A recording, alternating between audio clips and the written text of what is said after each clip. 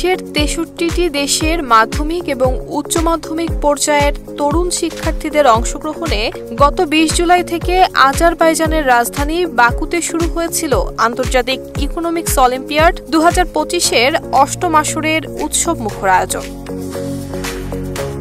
৯ দিনব্যাপী এই আয়োজনে বিশ্বের বিভিন্ন দেশের প্রতিনিধিদের সাথে অনলাইন প্রতিযোগিতায় অংশগ্রহণের মাধ্যমে বাংলাদেশ জাতীয় দলের প্রান্ত ঘোষ, সৌহার্দ্য সোপান সিংহ, আফনান চৌধুরী এবং ফাবিহা মুস্তাকিম নিহা অর্জন করেছে ৪টি ব্রোঞ্জ পদক। বাংলাদেশ দল এশিয়ার তৃতীয় বিজনেস কেস প্রতিযোগিতায় ১৭তম স্থান অর্জন করেছে। ইকোনমিক্স অলিম্পিয়াড জার্নিটা আমাদের খুবই সুন্দর হয়েছে। আমাদের স্যাররা যেরকম মনসুর স্যার আছে, আলামিন স্যার আছে, আরও বেশ কয়েকজন, রাকিব স্যার, ওরা আমাদেরকে অনেক সাহায্য করেছেন।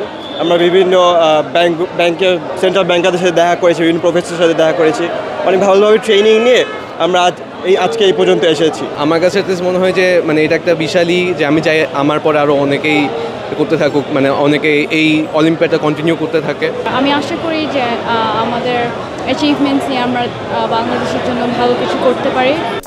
এছাড়াও বাংলাদেশ থেকে বিজনেস কেস জুরি ক্যাটাগরিতে আন্তর্জাতিক জুরি বোর্ডের বিচারক হিসেবে দায়িত্ব পালন করেন বাংলাদেশ ইকোনমিক্স অলিম্পিয়াডের ব্র্যান্ড অ্যাম্বাসেডর এবং জাতিসংঘের দুর্যোগ ঝুঁকি হ্রাস ফেলো মোহাম্মদ মানসুরুল হক। তরুণদের এই অর্জন এবং জুরি বোর্ডের বিচারকের দায়িত্ব পালনের অভিজ্ঞতা সম্পর্কে জানতে চাইলে তিনি বলেন, পৃথিবীর প্রায় ৬৩টা দেশ থেকে বিভিন্ন পার্টিসিপেন্টরা এসেছে, যারা সিলভার বা গোল্ড পেয়েছে তাদের সাথে কিন্তু মার্কিংয়ের দিক দিয়ে খুব কাছাকাছি ছিল, খুব একটা ডিফারেন্স হয়নি। হয়তো অল্প একটুর জন্য কেউ সিলভার পেয়েছে, কেউ ব্রোঞ্জ পেয়েছে। তো এই জায়গাটা থেকে আমি বলবো যে আমাদের এই টিম অনেক বেশি সাকসেসফুল। আমরা যা এক্সপেক্ট করেছিলাম তার চেয়েও বেশি পেয়েছি।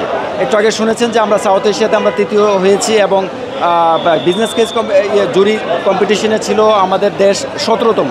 সো আমি মনে করি এটা একটা বিশাল অর্জন। সো এদেরকে নিয়ে আমরা সামনে আরও অনেক দূর এগিয়ে যাব এবং ভবিষ্যতে বাংলাদেশ ইকোনমিক্স অলিম্পিয়াড আন্তর্জাতিক লেভেলে পারফর্ম করবে এবং আন্তর্জাতিক ইকোনমিক্স অলিম্পিয়াডও বাংলাদেশে আগামী ২০২৮-এ করার পরিকল্পনা করছি আমরা।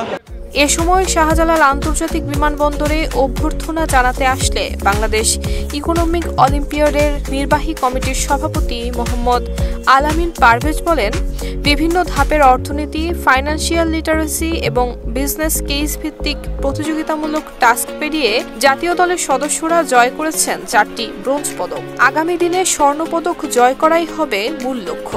বাংলাদেশ দলের এই অনন্য অর্জনে তাদেরকে শুভকামনা জানিয়েছেন বাংলাদেশ ইকোনমিক অলিম্পিয়াডের চেয়ারম্যান এবং বাংলাদেশ সরকারের সাবেক উপদেষ্টা ডক্টর হুসেইন জিল্লুর রহমান।